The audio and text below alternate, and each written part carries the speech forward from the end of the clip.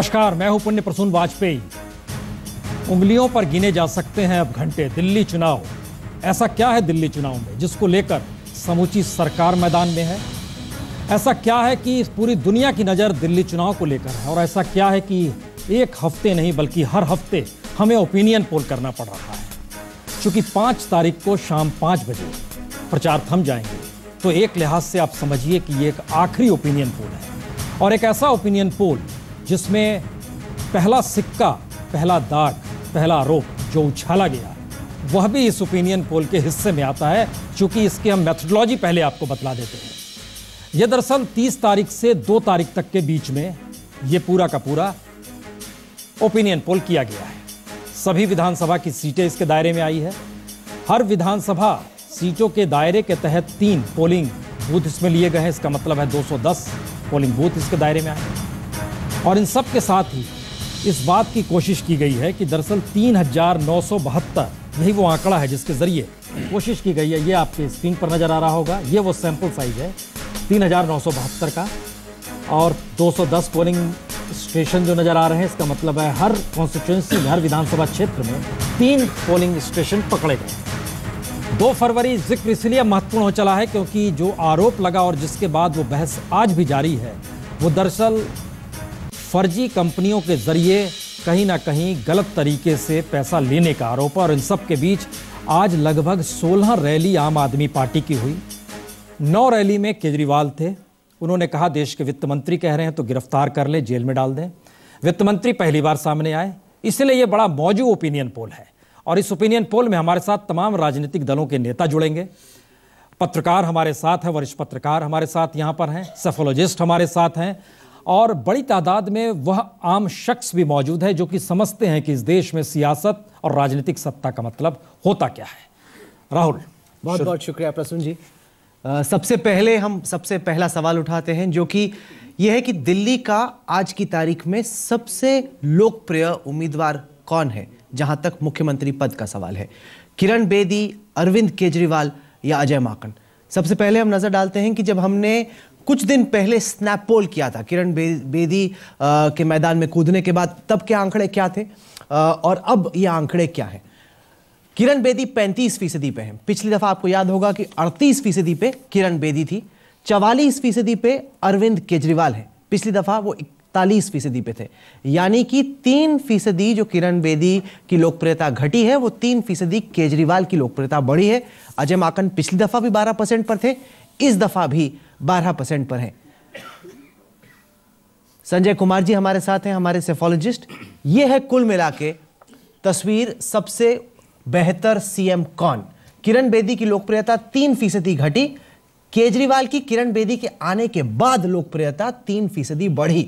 यानी कि बीजेपी का किरण बेदी को लाने का फैसला, संजय जी, फ्लॉप रहा। बिल्कुल साफ दिखाई पड़ता है राहुल। अगर इन आंकड़ों को देखें तो किरण बेदी हालांकि दूसरे अगर बीजेपी के अन्य उम्मीदवारों की तुलना करते तो शायद उससे ज़्यादा पॉपुलर दिखाई पड़ती हैं, लेकिन केजरीवाल के मुकाबले में कहीं सामने दिखाई नहीं पड़ती। और पिछले 1 सप्ताह में जो कुछ भी चुनाव प्रचार हुआ है उसमें केजरीवाल की लोकप्रियता बढ़ी है और किरण बेदी की लोकप्रियता थोड़ी घटी है। रामकृपाल जी, गेम चेंजर कह के बुलाया गया था किरण बेदी को, लेकिन ये तो दाव उल्टा ही पड़ गया। बैकफायर क्यों किया अमित शाह, जेटली और मोदी का ये दाव?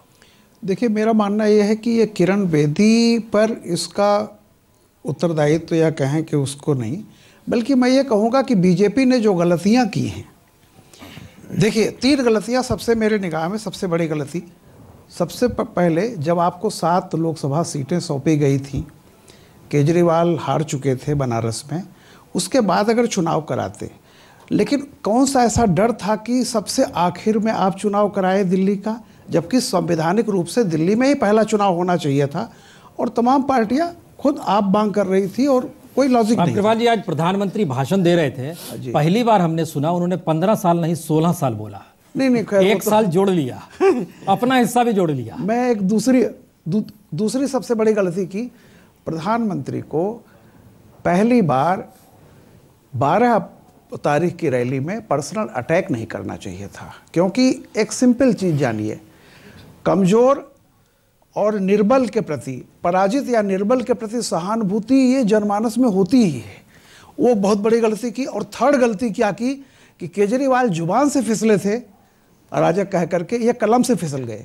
ये जो विज्ञापन की सीरीज शुरू हुई, वो किसी भी वो यूथ जो अन्ना हजारे के आंदोलन में गया था, खड़ा था, वो पढ़ा लिखा भी होता है, एक लेवल पर उसको ये लगा कि क्या हो रहा है ये। सानवी जी, हम तो नेचुरली जो 3% गलतियां बताई रामकृपाल जी ने, एक सवाल यह है कि केंद्र सरकार मैदान में है इसी दौर में, जिस वक्त ये हमारा ओपिनियन पोल चल रहा है, प्राइम मिनिस्टर मैदान में है इसी दौर में, पहली बार सामने आ गए, किरण बेदी पीछे चली गई। सिर्फ गलतियां हैं या कुछ और है? देखिए, एक तो केंद्र सरकार जो है उससे जो नाउम्मीदी पैदा हुई है वो भी बड़ी चीज़ है, क्योंकि नरेंद्र मोदी जो हैं उनकी बिसात के ऊपर पूरा चुनाव लोकसभा का जीता गया। अब विधानसभा में भी उन्होंने जिस तरीके से नरेंद्र मोदी चले, मोदी के साथ सारे नारे उसके साथ हुए, वो चीज़ लोगों का मोहभंग अगर हो चुका है, अब वो चलने वाली नहीं थी। दूसरा ये था कि इनके अपने जो नेता हैं उनका सीधा जुड़ाव नहीं था। पूरे साल आप पार्टी का जुड़ाव बराबर कायम था। वहां पे सिर्फ ये था कि मुख्यमंत्री बनेंगे या सतीश उपाध्याय बनेंगे या कौन कौन बनेंगे, एक लंबी सूची थी। और उसके बाद में किरण बेदी को लाए, तो लोगों के मन में ये था कि ये पार्टी जिस तरीके से, क्योंकि पार्टी के भीतर सहयोग नहीं है, संघ भी इस बार मेरा मानना है कि उस तरीके से उनको समर्थन नहीं कर रहा है। और किरण बेदी के लाने के बाद तो भाजपा का अपना जो काडर है, मेरा मानना ये है, वो जो मुहावरा उन्होंने इस्तेमाल किया था चुनाव में, जो करना नहीं चाहिए कि पीठ में छुरा भोंकने वाला, लेकिन पीठ में छुरा भोंकने का काम जो है कई बार भीतर के लोग, जिसको हम भीतरघात कहते हैं पत्रकारिता में, वो अपनी पार्टी के लोग करते हैं और वो उनको बहुत भारी पड़ रहा है। आशुतोष, और हमारे साथ अंजलि राय भी चूंकि जुड़ी हुई हैं और जीवीएल यहीं पर है, लेकिन आशुतोष सबसे पहले आपसे, चूंकि सबसे आगे केजरीवाल हैं इस ओपिनियन पोल में, और ये हम बतला दें, ये ओपिनियन पोल जो किया गया है उस 2 तारीख के हिस्से को इसके अंदर दायरे में लाया गया है, जब आरोप लगे थे कि आपने फर्जी कंपनी से हवाला के जरिए 2 करोड़ रुपए लिए, वो इस दायरे में आता है। वजह क्या है, केजरीवाल आगे क्यों है?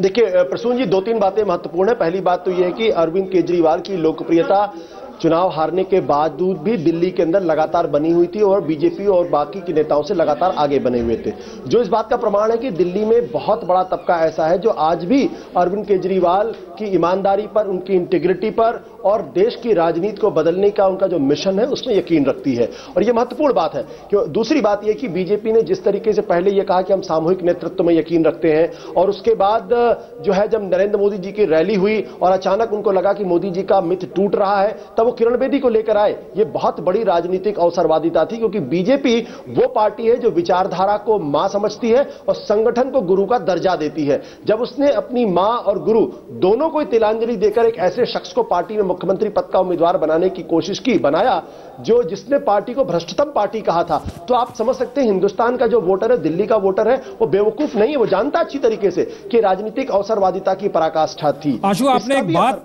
की है, इसमें एक शब्द का इस्तेमाल किया, मिथ टूट रहा है। जीवीएल, ये मैसेज हमारे ओपिनियन पोल के भीतर आगे सवालों में आने वाला है। आगे किरण बेदी रहे, मोदी भी आगे आ जाए, ये कहीं एक वाइबल डायबल सिचुएशन लगातार पार्टी के जरिए और सरकार के जरिए निकल कर आ रही है। मिथ टूटना क्या वाकई है, या लगता है स्ट्रेटजी गलत हो रही है, या सब फेक है? पूर्ण प्रसून जी, मैं इस प्रश्न का जवाब दूं इसके पहले 1-2 विषय मुझे कहना बहुत जरूरी है। ये सबके लिए आई थिंक आपके एक्सपर्ट समझते हैं, बाकी लोग भी समझेंगे। सबसे पहला विषय, जो 3% की बढ़ोतरी हुई, 3% घट गया, ये किसी सर्वे के आधार पर आंकलन नहीं किया जा सकता है, क्योंकि ये सैंपल सर्वे है। मैं मुझे कहने दीजिए पहले, कम से कम इसमें 5% मार्जिन ऑफ एरर होगा, क्योंकि ये एक finally to the voter level तक रैंडम सर्वे नहीं है, संभव नहीं है दिल्ली में इतना जिले में करना। तो 3 इसमें मुझे कहता, तो इसलिए एनीथिंग जहां 5% से नीचे का जो अभी तो केवल लोकप्रियता की बात हो रही है, वोट शेयर पे तो हम आए नहीं, उसके लिए नहीं, इसकी भी बात कर रहा हूं। ये दोनों लीडर्स की लोकप्रियता के बारे में नहीं, लोकप्रियता किसी भी आंकड़े नहीं, आप समझ लीजिए स्टैटिस्टिकली 5% के अंदर, तो आपके सर्वे में 5% से कम आप कोई आंकड़ा नहीं दिखा? नहीं, 5% नहीं दिखा सकते, आप बेहद दिखा सकते हैं, बट लेकिन इसके कंक्लूजन ये नहीं किया, ड्रॉ किया जा सकता है 3% घटा है, 3% बढ़ा है। ये गलत बात है, ये गलत है। आंकड़े सर्वे आपको अलाउ नहीं करता है। आप थोड़ा पर जीवीएल, क्या आप गरमाने के लिए बहस कर सकते हैं, लेकिन संभव नहीं है। जीवीएल, क्या आपको लगता है कि कहीं ना कहीं बीजेपी के जो चाणक्य हैं उनसे गलती हुई? उन्हें लगा कि किरण बेदी को लाने से फायदा होगा, और उन्हें लगा कि केजरीवाल कमजोर है, चुनाव को जितना टालो उतना इसकी पार्टी टूट जाएगी। केजरीवाल की लोकप्रियता मई में कम थी, उस वक्त अगर आप चुनाव कराते शायद आपकी स्थिति बेहतर होती। आपको लगता है इस देरी ने मौका दिया केजरीवाल को अपनी पार्टी एक बार फिर से खड़ा करने का? अब देखिए, ये कौन सी पार्टी कब अपने आप को संगठित करेगी ये हम नहीं रोक सकते हैं। ये उनकी अपनी आम आदमी पार्टी का अपना दायरे में है और उनकी वो अपनी पार्टी को संगठित करें, उसके लिए हम कोई जनता 8 महीने नहीं बोलती ना, उस समय 2 ही महीने बोलती। ये तो नहीं, हमारे आंकलन के मुताबिक ये फैक्टर हमारे हाथ में नहीं था। और जहां तक आपने मोदी जी का, किरण बेदी जी का प्रश्न उठाया, आशुतोष ने शब्द इस्तेमाल किया, हमें बड़ा अच्छा लगा। वो मिथ कोई बना हुआ था मोदी जी के बारे में? नहीं, मोदी जी आज भी, आप अपने स्टूडियो में पता करिए, बाहर पता करिए, देश में मोदी जी की पॉपुलैरिटी अब तक लोकसभा से भी ज्यादा चरम सीमा पर है। तो फिर दिल्ली में क्यों नहीं दिख रही? कहीं घटी दिल्ली के इस चुनाव में क्यों नहीं दिख रही फिर? नहीं, देखिए, ये तो राज्य का चुनाव है, let us understand. National leader हर चुनाव को हर स्टेट में उसी हद तक प्रभावित करेंगे। नेता जिन्होंने आपको झारखंड में जिताया, हरियाणा में जिताया, यहाँ दिल्ली में भी जिता रहे हैं। आपकी आंकड़े यदि नहीं जिता रहे हैं तो मैं उसका 10 को जवाब दूंगा। आप जल्दी इनको बधाई मत दीजिए, जल्दी ये विक्ट्री स्पीच ना दें। कोई बधाई मैं समझता हूं बहुत कुछ होना बाकी है। लेकिन जीवीएल जी अगर आपके आंकड़े में जिता रहे हैं तो उसमें भी 5% का फासले से ज्यादा फासला। बिल्कुल 5% से नीचे। 5% संजय जी, मैं एक टेक्निकल बात कह रहा हूं आपसे। 5% के अंदर जो भी आंकड़े हैं गैप के, वो they can go either way. मतलब ये समझ कर इसलिए बोल रहे हैं क्योंकि आज वहां बैठे हैं, आपकी जगह यहां बैठे होते ये बात नहीं करते। नहीं, हर बात में समझाता था एंकर्स को। कभी कभी एंकर्स मुझे कहते थे इसको दबाओ, इसको मत बताओ। मैं अभी नहीं, आपको तो कभी नहीं कहा। नहीं, हमारे एंकर्स ना कुछ दबाते नहीं, बिल्कुल नहीं। संजय जी से पूछे, इसमें सैंपल सर्वे है, ये इसमें मार्जिन ऑफ एरर है। मार्जिन ऑफ एरर है, लेकिन आप मार्जिन ऑफ एरर का मतलब क्या है? मतलब एक्चुअल जो आंकड़े हैं, ये जो आंकड़े आप प्रस्तुत कर रहे हैं, इससे +5 हो सकता है, आपने ये बात जो हम लोग एक के बाद एक जो दिखाने वाले हैं ना, उसमें तमाम में ये +-5% जो आप बता रहे हैं वो आएगा। उस दायरे को भी हम लोग लेते चलेंगे। ठीक है, लेकिन ऐसा ना हो कि उसको फाइनल मान लें। हम नहीं, कुछ भी फाइनल मान लीजिएगा, फिर मुश्किल हो जाएगी। दूसरी बात, दिल्ली में सैंपल सर्वे में बहुत सारे हमारे साथ, क्योंकि आप हर वर्ग को एक तरह से अंजलि रॉय भी जुड़ी हुई हैं, उन्हें भी कांग्रेस की नेता हुए। क्योंकि एक जानकारी आज ये भी दे दें, फर्स्ट टाइम प्राइम मिनिस्टर ने आज दिल्ली में भाषण देते समय कहा आपका वोट मुझे मिल रहा है। ये आज पहली बार जिक्र किया गया, अच्छी बात है। अंजलि राय जी, माकन साहब तो बहुत पीछे हैं, कांग्रेस इस बार कहीं नहीं है, और वो तमाम वजह जो 1 बरस पहले थी उससे भी बुरी गत में कांग्रेस आज की तारीख में आकर खड़ी हो गई है। वजह? देखिए, मैं इस बात से बिल्कुल सहमत नहीं हूं कि कांग्रेस कहीं पर नहीं है। आज जो ये फर्जी कंपनी द्वारा फंडिंग का मामला सामने आया है, उससे बहुत ज्यादा फर्क पड़ेगा केजरीवाल जी के जो वोट बैंक उनको जा रहा था, जो वोटें जा रही थी, उससे सीधा सीधा फायदा कांग्रेस को होने वाला है। आज तक जो ईमानदारी के दावा करते थे और जो बीच में 49 दिनों के बाद सरकार छोड़कर चले गए थे और कहते थे कि भाई साहब गलती हो गई, पर हमने कोई गुनाह नहीं किया, हमने कोई बेईमानी नहीं की, भ्रष्टाचार नहीं किया, इसलिए हमें वोट दें। लेकिन आज उनके पास कोई जवाब नहीं है। आज वो क्या कहेंगे कि गुनाह है या नहीं है, और उनका जो भी वोट बैंक टूटेगा। आज बहुत जबरदस्त एक ये बात हुई है और आश्चर्यजनक परिणाम आएंगे, और सारा का सारा फायदा जो है कांग्रेस पार्टी को होगा।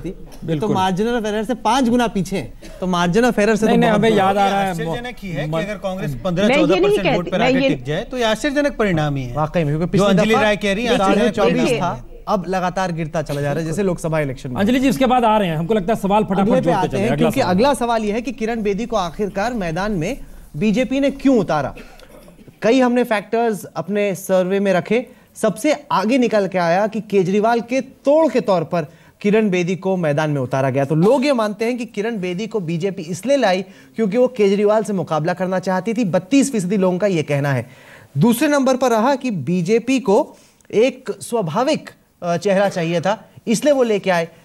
कि मोदी लहर पर भरोसा नहीं है, केवल 16% लोगों ने कहा, और बीजेपी के पास सीएम का चेहरा नहीं, ये 14% लोगों ने कहा। तो जीवीएल लोगों के जहन में बहुत साफ है। आप चाहे जो मर्जी कहें कि आपने हर्षवर्धन को या जगदीश मुखी को क्यों नहीं चूज किया, लोग मानते हैं कि आपको केजरीवाल का तोड़ चाहिए था, उससे मुकाबला करना था, इसलिए आप किरण बेदी को लेके आए। क्लियर है? एक रणनीति के तहत हमको लगा कि इस चुनाव में, क्योंकि ये बार बार यही सवाल उठता था। सवाल तो सुनिए कि देश की सबसे बड़ी पार्टी अपनी रणनीति तय कर रही है, एक बहुत छोटी पार्टी को देखते हुए ऐसा क्यों? ये किसी को छोटी पार्टी या किसी को बड़ी पार्टी के रूप में नहीं देखा जाता है। हमारे लिए जेएमएम बहुत बड़ी पार्टी है झारखंड में, हमारे लिए PDP national conference Jammu Kashmir में बहुत बड़ी पार्टी है, आम आदमी पार्टी भी दिल्ली में बड़ी पार्टी है। तो इसलिए किसी को कम आंकर हम अपने किसी ओवर कॉन्फिडेंस में रहें, भारतीय जनता पार्टी का कभी ऐसा सोच नहीं है।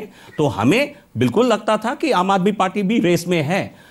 हमें पहले से हमारी आंकलन थी, हम आगे हैं रेस में, आज भी हमारी कॉन्फिडेंस यही है। बट लेकिन हम उसको बढ़ाना चाहते थे, उस गैप को बढ़ाना चाहते थे। हमें लगा किरण बेदी को आने से ऐसा कई वोटर जो भारतीय जनता पार्टी के साथ लंबे समय से कोई परंपरागत वोट नहीं है, वो भी हमारे साथ जुड़ सकता है। ये हमारे कैलकुलेशन था। चलिए दिल थाम के रहिएगा, आज तो सीट उठ सब बताने वाले हैं। आशुतोष, ये वाकई ये नतीजे थोड़ी है, ये नतीजे थोड़ी है। आशुतोष से कमेंट ले लें। आशुतोष, नतीजे पहला ट्वीट जो आया था डिजास्टर माना गया था केजरीवाल की तरफ से, मास्टर स्ट्रोक नहीं माना गया था, डिजास्टर स्ट्रोक कहा गया था। आप लोग के हित में था किरण बेदी का उतरना? देखिए मैं ये नहीं मानता कि किरण बेदी के उतरने से कोई बहुत बड़ा फायदा होता, क्योंकि आप एक बात समझिए, ये बीजेपी का दिवालियापन साबित होता है कि 30-30, 32-32 साल से जिन लोगों ने पार्टी को खड़ा करने का काम किया, पार्टी के लिए कठिन संघर्ष के दिनों में लाठियां खाई, अचानक एक आदमी को आप लेकर सामने आते हैं। आप भी हाल ही में चुनाव पिछले 2013 के बाद कुछ ही सप्ताह पहले आप लोकसभा के पहले ज्वाइन किए, ये आरोप आप पे भी लग सकती है। जब आप बोल रहे थे तो मैंने डिस्टर्ब नहीं किया आपको। सॉरी सर जी, जब आप बोल रहे थे मैं डिस्टर्ब नहीं किया, तो आपके लिए भी लागू होता है, यही मैं आपको याद दिला रहा हूं। नहीं, हाँ, तो मैं ये कहना चाह रहा था कि जब आप अपनी पार्टी, अपने काडर को बिल्कुल इग्नोर कर देते हैं और आपको लगता है वहां प्रतिभा का अकाल पड़ा हुआ है, तभी तो आपको बाहर से लाने की जरूरत पड़ी ना। आपको हरियाणा में लाने की जरूरत नहीं पड़ी, आपको झारखंड में लाने की जरूरत नहीं पड़ी, आपको महाराष्ट्र में लाने की जरूरत नहीं पड़ी और जम्मू कश्मीर में भी लाने की जरूरत नहीं पड़ी। दिल्ली के अंदर आपने लगातार, हमको लगता है एक सवाल आ गया, ये पहले बार किसी पार्टी का मौका आया था जब पार्टी बाहर से एक शख्स को लाता है और सीएम पद पे प्रोजेक्ट करता है। इतिहास में आजादी के बाद से ऐसा नहीं हुआ। आप देख रहे हैं दिल्ली के दिल में क्या है। ब्रेक पर जाने से पहले हमने जाना कि लोग किरण बेदी को कैसे देखते हैं। आइए अब एक नजर डालते हैं कि अरविंद केजरीवाल के बारे में लोगों की क्या राय है। हमने जाना कि केजरीवाल के बारे में लोग क्या सोचते हैं, क्या वो अराजक है, क्या क्रांतिकारी है, या राजनेता है, या भगौड़ा। ये हैं नतीजे। केवल 11% लोग अरविंद केजरीवाल को अराजक मानते हैं। अगर आप बार बार बीजेपी नेताओं के भाषण सुने, वो बार बार कहते हैं कि अनार्किस्ट है केजरीवाल। केजरीवाल ने खुद कहा कि अनार्किस्ट है, लेकिन लोग उसे अनार्किस्ट नहीं मानते। 30% भगोड़ा जरूर मानती है, लेकिन सबसे ज्यादा रिस्पॉन्स मिला क्रांतिकारी को। 31% लोगों ने कहा कि वो केजरीवाल को क्रांतिकारी मानते हैं, 22% ने कहा कि वो राजनेता मानते हैं। अहम बात यह है कि सबसे ज्यादा लोग केजरीवाल को क्रांतिकारी मानते हैं और सबसे कम लोग उसे अराजक मानते हैं। लोग चाहे जो कहें, नेता चाहे जो कहें, सैंपल में वोटर्स की राय अलग थी। वक्त हो गया एक बहुत छोटे से ब्रेक का। ब्रेक के बाद लौटेंगे और जानेंगे कि सबसे बड़ा चुनावी मुद्दा दिल्ली के लोगों के हिसाब से क्या है। महिला सुरक्षा, भ्रष्टाचार, कौन सा मुद्दा तय करेगा कि 7 तारीख को वोट किसे पड़ेगा। आप देखते रहिए।